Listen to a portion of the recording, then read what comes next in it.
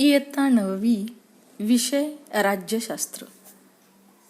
प्रकरण पहिलं, महायुद्धोत्तर राजकीय घडामोडी. चला थोडी उजळणी करूया.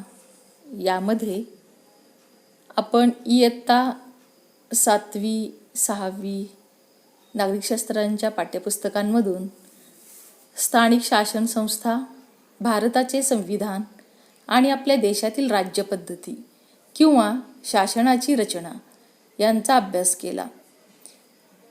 इयत्ता 9वीमध्ये आपण आता भारताचे जगाशी असणारे संबंध पाहणार आहोत. तर भूगोलाच्या अभ्यासातून तुम्हाला जगाची भौगोलिक रचना समजली असेल आणि इतिहासाच्या अभ्यासातून ऐतिहासिक काळातील जागतिक घडामोडी समजल्या असतील. राज्यशास्त्राच्या अभ्यासातून आपण आता भारताचे जगाशी असणारे संबंध व महत्त्वाच्या जागतिक समस्या समजून घेणार आहोत. आपण सर्वजण वेगवेगळ्या कारणांसाठी, सोयी सुविधांसाठी समाजातील व्यक्ती, संस्था व घटनांवर अवलंबून असतो. आपले सामाजिक जीवन परस्परावलंबी असते व त्यात परस्पर सहकार्य खूप महत्त्वाचे असते. हे आपण पाहिलेलं आहे. जसे व्यक्ती आणि समाजाबाबत आहे तसेच ते विविध राष्ट्रांबाबतही तसंच आहे. भारताप्रमाणे जगात अनेक स्वतंत्र देश आहेत. त्यांच्यात सातत्याने काही देवाणघेवाण चाललेली असते, व्यवहार होत असतात. ही स्वतंत्र राज्ये परस्परांशी करारही करत असतात. या सर्व स्वतंत्र व सार्वभौम देशांची मिळून एक व्यवस्था तयार होते आणि तिला आपण आंतरराष्ट्रीय व्यवस्था म्हणतो. तर या आंतरराष्ट्रीय व्यवस्थेची काही वैशिष्ट्ये आहेत, ती आत्ता आपण या महायुद्धोत्तर राजकीय घडामोडी या पाठातून आपण जाणून घेऊया. तर आपला पहिला मुद्दा आहे परस्परावलंबन. मुलांनो, जगातले सर्व देश कोणत्या ना कोणत्या कारणांसाठी परस्परावर अवलंबून असतात. मग ते राष्ट्र छोटं असो अगर मोठं असो, ते राष्ट्र कितीही समृद्ध असो अगर नसो, किंवा विकसित असो किंवा नसो, ते कधीच सर्व बाबतीत स्वयंपूर्ण असू शकत नाही. मोठ्या राष्ट्रांनाही दुसऱ्या अन्य त्यांच्यासारख्याच मोठ्या आणि छोट्या राष्ट्रांवर अवलंबून राहावं लागतं. म्हणून परस्परावलंबन हे आंतरराष्ट्रीय व्यवस्थेचे म्हणजेच आजच्या जागतिक व्यवस्थेचे एक महत्त्वाचे वैशिष्ट्य आहे. मला पडलेले प्रश्न यामध्ये व्यक्ती आणि राष्ट्रांच्या परस्परावलंबनात काय फरक असतो बरे? नक्कीच असतो. व्यक्तींमध्ये आपण करार किंवा धोरणे करत नाही, तर आपण ते करार राष्ट्रांमध्ये आपण करत असतो आणि धोरणेही आखत असतो. दुसरा पडलेला प्रश्न, श्रीमंत देश आणि गरीब देश अशी काही विभागणी असते का? असते. नक्कीच किंवा नसते. देशाचा कारभार तसा संविधानाच्या आधारे चालतो, तसे जागतिक पातळीवर एखादे संविधान असते का? हो, असते. आंतरराष्ट्रीय व्यवस्थेत सर्वोच्च स्थान कोणाला असते?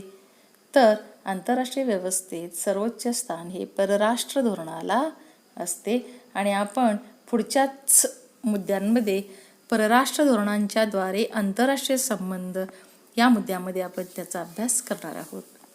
तर प्रत्येक राष्ट्र आपल्या अंतर्गत व्यवहारासाठी त्याचप्रमाणे अन्य राष्ट्रांशी कसे व्यवहार करावेत याविषयी निश्चित धोरण ठरवत असतं. तर अशा या धोरणाला परराष्ट्र धोरण असे म्हणतात. तर भारताच्या परराष्ट्र धोरणाचा आपण अधिक विस्ताराने पुढील प्रकरणात अभ्यास करणारच आहोत. तर करून पहामध्ये एका महिन्याची वृत्तपत्रे संकलित करून त्यातील परराष्ट्र संबंधींच्या बातम्यांचे संकलन करा. खालील मुद्द्यांच्या आधारे त्या बातम्यांचे वर्गीकरण करा व त्याचे प्रदर्शन भरवा. परराष्ट्रांतील महत्त्वाच्या पदांवरील व्यक्तींनी आपल्या देशाला दिलेल्या भेटी. ब. आपला देश व अन्य देश यामध्ये झालेले करार. क. आपल्या देशात भरवलेली एखादी आंतरराष्ट्रीय परिषद. ड आहे शेजारील देशांच्या संदर्भातील घडामोडी. पुढचा मुद्दा आहे पार्श्वभूमी. आपण आज ज्या जगात राहत आहोत ते अनेक घटना घटना घडामोडींमधून आकारास आले आहे. म्हणूनच आपले आजचे जग समजून घेण्यासाठी आपल्याला थोडे इतिहासात जावे लागेल. मागच्या शतकात 2 महायुद्धे झाल्याचे आपणास माहीत आहे. ही 2 महायुद्धे मागच्या शतकातील सर्वात महत्त्वाच्या घटना होत्या आणि त्यांच्यामुळे जग बदलले, जगात नवीन प्रवाह आले, विचार आला. या महायुद्धांमुळे आणखी काय झाले हे समजून घेऊया. तर पहिला मुद्दा पाहूया त्यातला, पहिले महायुद्ध. पहिले महायुद्ध हे 1914 ते 1918 या कालावधीत पहिले महायुद्ध झाले. युरोप खंडातील महत्त्वाचे देश यात सामील होते. एकूणच आंतरराष्ट्रीय किंवा जागतिक व्यवस्थेत युरोपला या काळात फार महत्त्व होते व पहिल्या या महायुद्धामुळे खूप मोठ्या प्रमाणावर जीवित व वित्तहानी झाली. युद्धात सहभागी झालेल्या राष्ट्रांना खूप आर्थिक नुकसान सोसावे लागले. युद्धात सहभागी नसलेल्यांनाही युद्धाची झळ लागली. जिंकलेल्या व हरलेल्या राष्ट्रांच्या अर्थव्यवस्था कोसळल्या. पहिल्या महायुद्धातील सहभागी राष्ट्रे कोणती ती पाहूया.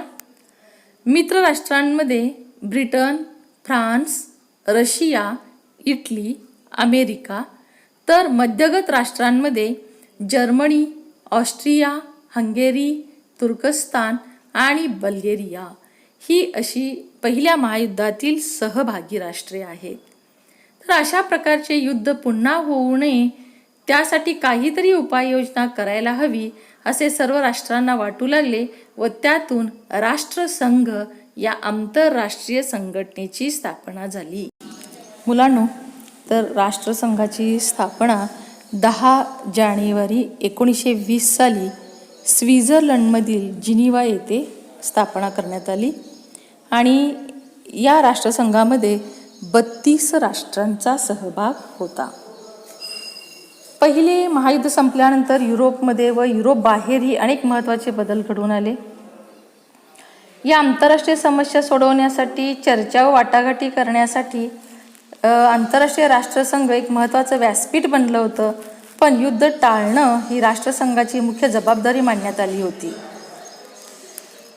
पण त्या युरोपमधील पूर्वीची जी साम्राज्य होती ती कोसळली व त्यातून नवीन राष्ट्र अस्तित्वात आली होती. युरोपमधील अनेक देशांच्या आफ्रिका आणि आशिया खंडात वसाहती होत्या. या वसाहतीमध्ये स्वातंत्र्यासाठी चळवळी सुरू झाल्या. त्याच्यामध्ये होम रूल चळवळ असेल, असहकार चळवळ असेल, अशा अनेक चळवळी तेव्हा झाल्या. परंतु युरोपीय राष्ट्रांच्या वर्चस्वाला या चळवळींनी मोठ्या प्रमाणावर आव्हान दिलं होतं. पहिल्या महायुद्धानंतर शांतता प्रस्थापित करण्यासाठी राष्ट्रसंघ निर्माण झालं होतं, परंतु राष्ट्रसंघाला युद्ध थोपवण्यात यश आलेलं नाही. जर्मनी, इटली, स्पेन इत्यादी देशांमध्ये तर हुकुमशाही राजवट अस्तित्वात आल्या. आणि तुम्हाला माहीतच आहे, जर्मनीमध्ये हुकुमशहा कोण होता?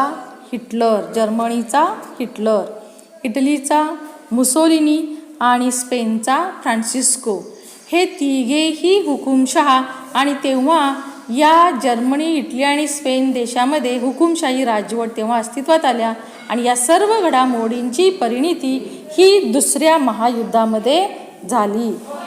तर विचार करा आणि लिहा यामध्ये. जर्मनीमध्ये हिटलरच्या हुकुमशाहीचा उदय झाला. जर्मनीतील लोकशाही परंपरा बळकट असत्या तर काय झाले असते? हुकुमशाही राजवटी अस्तित्वात येऊ नये म्हणून आपण कोणती काळजी घेतली पाहिजे? आता तुम्हाला काय वाटते? या सदरामध्ये युद्धास प्रतिबंध करण्यासाठी राष्ट्रसंघ निर्माण केला, परंतु युद्ध थोपवण्यात राष्ट्रसंघाला अपयश आलं आणि राष्ट्रसंघाने युद्ध टाळण्यासाठी कोणत्या उपाययोजना करायला हव्या होत्या असं तुम्हाला वाटतं ते तुम्ही सांगायचं आहे. तरी पण थोडक्यात या अभ्यासावरून तुमच्या लक्षात येईल की परकीय आक्रमणापासून रक्षण करणं, आंतरराष्ट्रीय जे आपापसात वाद असतात, भांडण असतं, लवाद असतं, ते न्यायालयाकडे अगर राष्ट्रसंघाच्या कार्यकारी मंडळांकडे यापैकी एकाकडे जरी सुपूर्द केल्या, त्या समस्या सांगितल्या तरी त्या गोष्टी ह्या टळू शकतात. तर पुढचा मुद्दा आहे मुलांनो, दुसरे महायुद्ध. दुसरे महायुद्ध हे 1939 ते 1945 या कालावधीमध्ये पार पडलं. तर पहिल्या महायुद्धापेक्षा दुसरे महायुद्ध अधिक संहारक ठरलं आणि पहिल्या महायुद्धाच्या तुलनेत ते अधिक व्यापक तर होतेच, परंतु या युद्धात अधिक प्रगत तंत्रज्ञानाचा अवलंब करण्यात आला. युद्धात सहभागी असलेल्या राष्ट्रावर पुन्हा एकदा आर्थिक संकट कोसळलं आणि या दुसऱ्या महायुद्धामध्ये जवळजवळ 1.5 कोटी माणसे मारली गेली. हे युद्ध 6 वर्ष चाललं होतं. ह्याच्यामध्ये $1517 अब्ज इतका लष्कराचा खर्च होता आणि ह्याच्याही पलीकडे गेलं तर मालमत्तेची हानी दुप्पट झाली होती मुलांनो.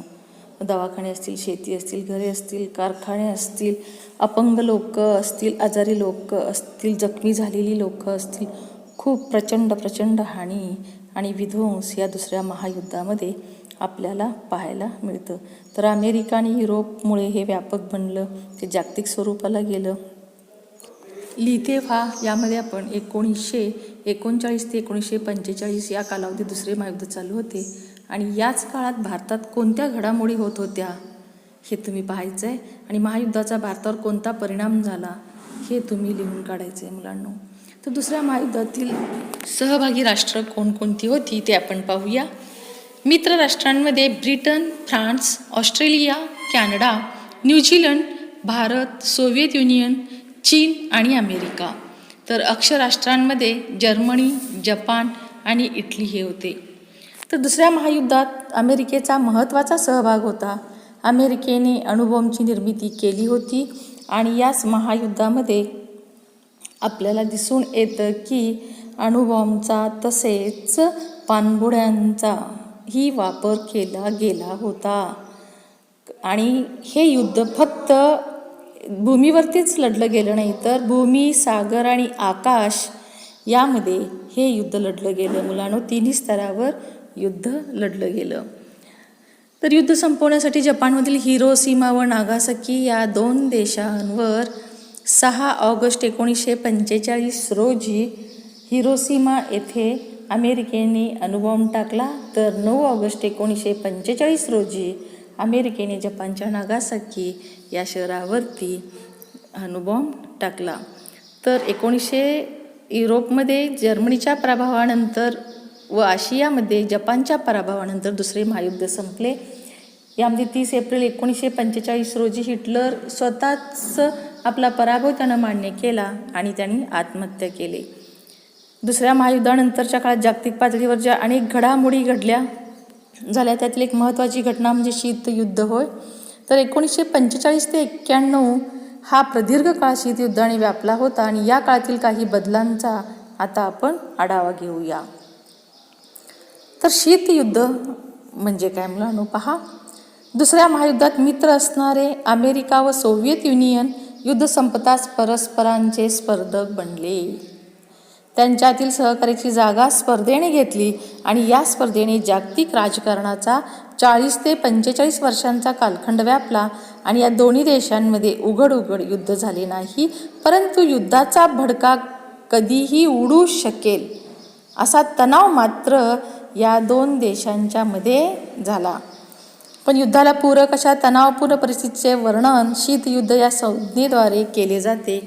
तर या काळात अमेरिका तर महासत्ता होतीच, पण सोव्हिएत युनियननेही अण्वस्त्रांची निर्मिती करून आपले लष्करी सामर्थ्य वाढवून महासत्ता बनण्याचा प्रयत्न केला. अमेरिका व सोव्हिएत युनियन या 2 महासत्तांमधील संघर्ष, सत्तास्पर्धा, शस्त्रस्पर्धा, विचारप्रणालीतील भेद, परस्परांना काटशह देण्याची वृत्ती या सर्व बाबींमुळेच शीतयुद्ध सुरू झालं. तर शीतयुद्धाचे परिणाम काय झाले पहा. तेव्हा लष्करी संघटनांची निर्मिती झाली आणि शीतयुद्ध काळात दोन्ही महासत्तांनी लष्करी संघटना निर्माण केल्या. त्यात सामील होणाऱ्या राष्ट्रांच्या संरक्षणाची जबाबदारी त्या महासत्तांनी घेतली.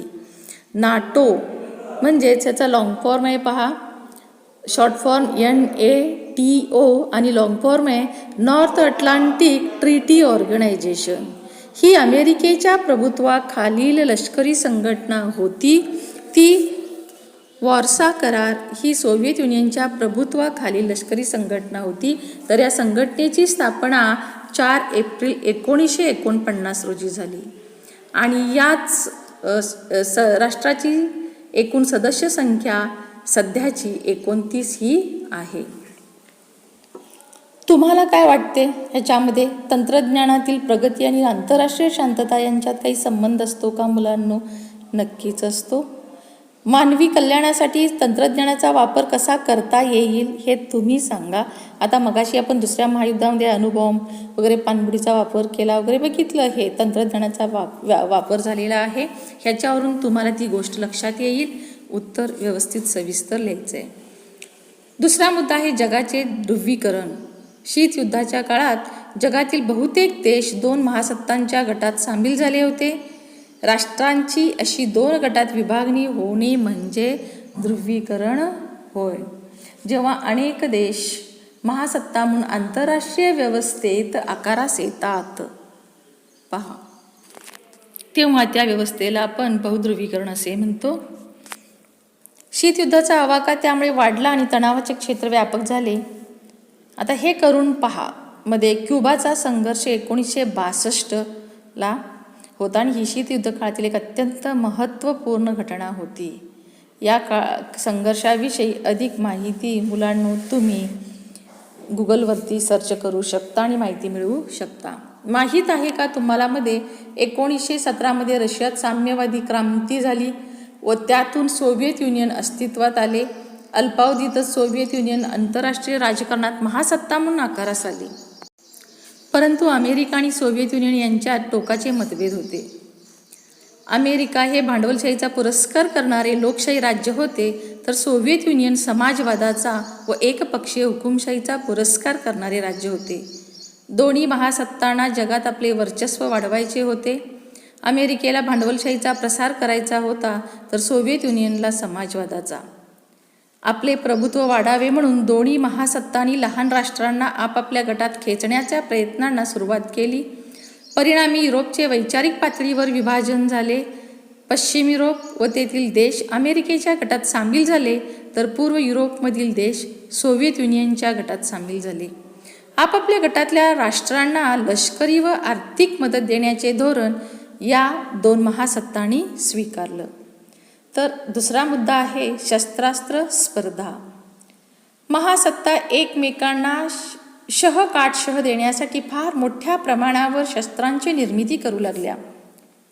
अधिकाधिक संहारक अस्त्रे बनवण्याच्या संदर्भात व त्यास लागणारे तंत्रज्ञान अवगत करण्यासाठी स्पर्धा सुरू झाली. परंतु शस्त्रास्त्र स्पर्धेमुळे जागतिक शांतता जास्त धोक्यात येऊ लागली आणि ह्याची पण जाणीव या 2 महासत्तांना झाल्यामुळे शस्त्रास्त्र नियंत्रणाचे आणि निशस्त्रीकरणाचे प्रयत्नही याच काळात झाले मुलांनो. पुढचा मुद्दा आहे प्रादेशिक संघटनांची निर्मिती. महासत्तांच्या स्पर्धेत विकसनशील राष्ट्रांनी परस्परांना मदत करण्यासाठी आपापल्या प्रादेशिक पातळ्यांवर संघटना निर्माण केल्या आणि त्यांना आर्थिक विकास महत्त्वाचा वाटत होता. त्याचबरोबर युरोपातील देशांनी युरोपीय आर्थिक संघ निर्माण केला, तर आग्नेय आशियाई देशांनी Singapore, Thailand, Malaysia, Indonesia, Philippines इत्यादी आसियान, आता इथं तुम्हाला दिसते आसियान, ASEAN ही संघटना त्यांनी निर्माण केली. ह्याचा फुल फॉर्म होतोय the Association of South East Asian Nations. 1967ला झाली. तर पुढचा एक मुद्दा आहे अलिप्तवाद. शीतयुद्ध सुरू झाल्यानंतरच्या काळात एकीकडे जगाचे ध्रुवीकरण होत होते, पण त्याचबरोबर काही देशांना महासत्तांच्या स्पर्धेत सामील व्हायचे नव्हते. अशा राष्ट्रांनी महासत्तांच्या स्पर्धेपासून अलिप्त राहण्याचे जे धोरण स्वीकारले त्याला अलिप्तवाद असं म्हणतात. तर अलिप्ततावाद ही शीतयुद्ध काळातील एक महत्त्वाची चळवळ होती. अलिप्तवादी चळवळ म्हणजे काय पाहूया पुढचा मुद्दा. दुसऱ्या महायुद्धानंतर आशिया व आफ्रिका खंडातील नव्याने स्वतंत्र झालेल्या देशांनी अलिप्ततेच्या विचाराला पाठिंबा दिला व ती एक महत्त्वपूर्ण चळवळ झाली. भारताचे प्रधानमंत्री पंडित जवाहरलाल नेहरू, युगोस्लावियाचे अध्यक्ष मार्शल टिटो, इजिप्तचे अध्यक्ष गमाल अब्दुल नासेर, इंडोनेशियाचे राष्ट्राध्यक्ष डॉक्टर अहमद सुकार्नो आणि घानाचे राष्ट्राध्यक्ष क्वामे नक्रुमा यांच्या नेतृत्वाखाली या चळवळीची सुरुवात सन 1961 पासून झाली. तर अलिप्तवादी चळवळीचे मूल्यमापन कसं करण्यात आलं ते पाहूया आपण मुलांनो. अलिप्तवादी चळवळीने वसाहतवाद, साम्राज्यवाद आणि वंशवाद याला विरोध केला आहे. बघा, आंतरराष्ट्रीय प्रश्न शांततामय मार्गाने सोडवण्यास या चळवळीने प्रोत्साहन दिले आहे. पंडित जवाहरलाल नेहरूंच्या मार्गदर्शनाखाली भारताने या चळवळीचे नेतृत्व केले आणि नंतरच्या काळातही या चळवळीला भारताने सक्रिय पाठिंबा दिला आहे. आणि शीतयुद्ध संपुष्टात आले तरीही या चळवळीचे महत्त्व कमी झालेले नाही. मानवतावाद, जागतिक शांतता व समानता या शाश्वत मूल्यांवर अलिप्ततावादी चळवळ आधारलेली आहे. या चळवळीने अल्पविकसित राष्ट्रांना एकत्र येण्यास प्रेरित केलं आहे. तर आंतरराष्ट्रीय प्रश्न शांततामय मार्गाने सोडवण्यास या चळवळीने सर्वांना प्रोत्साहन दिलं आणि निरशस्त्रीकरण, मानवी हक्कांचे संवर्धन याबाबत आग्रही म्हणजे प्रमुख भूमिका घेतानाच अलिप्तवादी चळवळीने गरीब व अविकसित राष्ट्रांच्या समस्या ठामपणे मांडल्या आणि एका नव्या आंतरराष्ट्रीय आर्थिक व्यवस्थेची निओची मागणी या चळवळीने केली. आता NIEO निओचं फुल फॉर्म आहे न्यू इंटरनॅशनल इकॉनॉमिक ऑर्डर. ही 1970ला ही चळवळ त्यांनी केली, स्थापना केली. थोडक्यात सांगायचं झालं तर शीतयुद्ध संपलं असलं तरी अलिप्ततावादी चळवळीचे महत्त्व कमी झालेलं नव्हतं आणि या चळवळीने अल्पविकसित राष्ट्रांना एकत्र येण्यास प्रेरित केलं आणि या चळवळीने आर्थिक व सामाजिक बदलांचे अनेक प्रवाह आंतरराष्ट्रीय राजकारणात आणले आणि या राष्ट्रांना आंतरराष्ट्रीय राजकारणात सन्मानाने उभे राहण्याचा एक नवा विश्वास या आंतरराष्ट्रीय आर्थिक व्यवस्थेची मागणी केलेल्या निओची या चळवळीने केली. आता शीतयुद्धाची अखेर. पुढचा मुद्दा खूप छान आहे पहा. 1945 पासून जागतिक राजकारणात प्रभावी असलेले शीतयुद्ध नंतर संपुष्टात आले आणि शीतयुद्धाची अखेर ही एक मागील शतकाच्या शेवटी झालेली अत्यंत महत्त्वाची घटना होती. शीतयुद्धाची अखेर होण्यास अनेक बाबी कारणीभूत होत्या. उदाहरण, सोव्हिएत युनियनने आर्थिक खुलेपणाचे धोरण स्वीकारलं आणि राज्याचे अर्थव्यवस्थेवरील नियंत्रण शिथिल केलं. दुसरी कुठली घटना होती पहा.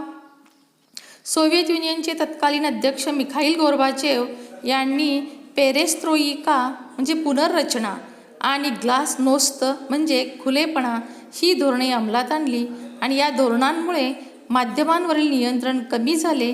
राजकीय व आर्थिक क्षेत्रात महत्त्वपूर्ण बदल झाले. म्हणजेच या क्षेत्रात पुनर्रचना करण्यात आली, त्यामुळे लोकशाहीकरणाला चालना मिळाली. तिसरी घटना तितकीच महत्त्वाची आहे. पूर्व युरोपमधील सोव्हिएत युनियनच्या प्रभावाखालील देशांनी भांडवलशाही व लोकशाही मार्गांचा स्वीकार केल्यामुळे तेथील राजवटी बदलल्या. तर चौथी घटना आहे, सोव्हिएत युनियनचे विघटन झाले व त्यातून अनेक नवीन स्वतंत्र राष्ट्रे निर्माण झाली आणि रशिया हा सोव्हिएत युनियनमधील सर्वात मोठा देश होता.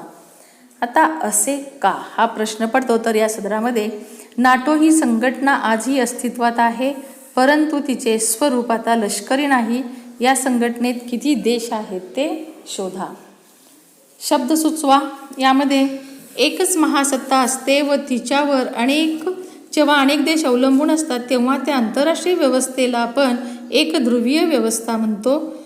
दोन महासत्तांमध्ये झालेल्या राष्ट्रांच्या विभाग द्विध्रुवीकरण असं म्हणतो. तर जेव्हा अनेक देश महासत्ता म्हणून आंतरराष्ट्रीय व्यवस्थेत आकारास येतात तेव्हा त्या व्यवस्थेला काय म्हणता येईल. तर युद्धाचा फोलपणा या विषयावर निबंध लिहा. त्यासाठी काही मुद्दे ते दिले आहेत, यावर चर्चा करा. कोणत्याही समस्या चर्चा व वाटाघाटीने सोडवता येतात. युद्धामुळे समस्या सुटत नाहीत. आणि तिसरा एक मुद्दा दिला आहे, युद्धामुळे विकासाला खीळ बसते. ह्या तिन्ही मुद्द्यांचा वापर करून आपल्याला हा निबंध लिहायचा आहे. शीतयुद्धानंतरचे जग. आता खूप छान सांगितलेली आहे माहिती मुलांनो. आतापर्यंत पहिलं महायुद्ध, दुसरं महायुद्ध बघितलं, नंतर शीतयुद्ध बघितलं. त्याच्यानंतरचं जग कसं आहे हे आपण पाहूया. सोव्हिएत युनियनच्या विघटनाबरोबर शीतयुद्ध संपलं आणि एकेकाच्या या महासत्तेचे विघटन झाल्याने जागतिक राजकारणात महत्त्वाचे बदल घडून आले. उदाहरण दिलेलं आहेत पहा, इथं 3, 4, 5 आहेत ते बघूया. जागतिक राजकारणात अमेरिका ही एकमेव महासत्ता उरली आणि राष्ट्रांमधील व्यापार व आर्थिक संबंध वाढण्यास अनुकूल वातावरण निर्माण झाले. भांडवल, श्रम, बाजारपेठ, माहिती यांचा जगभर प्रसार झाला. लोकांमधील विचार कल्पनांचाही मुक्त संचार होऊ लागला. तिसरा मुद्दा आहे, सर्वच राष्ट्रांनी व्यापारी संबंधांना प्राधान्य देण्याचे ठरवल्याने अन्य राष्ट्रांना मदत करण्याची कल्पना मागे पडली. त्याऐवजी आर्थिक संबंध प्रस्थापित करण्याचे प्रयत्न होऊ लागले. म्हणजेच पूर्वी आपल्या विरोधातील एखाद्या देशाला शत्रू राष्ट्र म्हणून संबोधण्याऐवजी स्पर्धक राष्ट्र ही संकल्पना पुढे आली. चौथा मुद्दा आहे, संयुक्त राष्ट्रे या संघटनेच्या जबाबदारीत वाढ झाली आणि जागतिक शांतता व सुरक्षितता टिकवण्यासाठी संयुक्त राष्ट्रांना अधिक ठोस प्रयत्न करावे लागत आहेत. पाचवा मुद्दा, पर्यावरण रक्षण, मानवी हक्कांची जोपासना, स्त्री पुरुष समानता, नैसर्गिक आपत्तींचा सामना या बाबींना जागतिक स्वरूप प्राप्त झाले. तर शेवटचा मुद्दा आहे, जागतिकीकरण म्हणजे काय? शीतयुद्धानंतर व्यापार व आर्थिक संबंधांमध्ये खुलेपणा आला आणि यापूर्वीच म्हटल्याप्रमाणे भांडवल, श्रम, बाजारपेठा आणि माहितीचे जगभर संचरण होऊ लागले. जगभरच्या लोकांमध्ये विचार कल्पनांची देवाणघेवाण वाढली. माहिती तंत्रज्ञानातील क्रांतीने जगातल्या घटना व घडामोडी सर्वत्र कळू लागल्या आणि देशांच्या सीमारेषेना पूर्वी इतकं महत्त्व राहिलेलं नाही. या सर्व प्रक्रियांना जागतिकीकरण असे आपण म्हणतो. जागतिकीकरणाचे असे काही फायदे झाले आहेत आणि तसेच त्याप्रमाणे काही तोटेही आपल्याला बघता येतील. उदाहरण म्हटलं तर विविध राष्ट्रांच्या अर्थव्यवस्था परस्परांशी जोडल्या गेल्याने व्यापार वाढला, तर आर्थिक एकत्रीकरण वाढलं. बाजारपेठांमध्ये मुबलकता आली, परंतु त्याचबरोबर गरीब व श्रीमंत राष्ट्रांमधील दरी तशीच कायम झाली नाही. या प्रकरणात आपण 1945 पासूनच्या जागतिक घडामोडींचा अभ्यास केला आहे. तर शीतयुद्धकालीन जग, त्यातील शस्त्रस्पर्धा व निशस्त्रीकरणाचे प्रयत्न समजून घेतले. तर जागतिकीकरणाचा अर्थही अभ्यासला. पुढील प्रकरणात आपण भारताच्या परराष्ट्र धोरणाचा अभ्यास करणार आहोत. शोधा आणि लिहामध्ये सहभागी व्हामध्ये पर्यावरण रक्षणासाठीच्या कोणत्याही 2 जागतिक संघटनांविषयी माहिती मिळवा. त्यांची उद्दिष्टे तुम्हाला मान्य असल्यास त्यांच्यातील सहभागाच्या संधी कोणत्या आहेत ते तुम्ही शोधा. धन्यवाद मुलांनो. आणि या पाठावरचा स्वाध्याय तुम्ही स्वतः सोडवायचा आहे.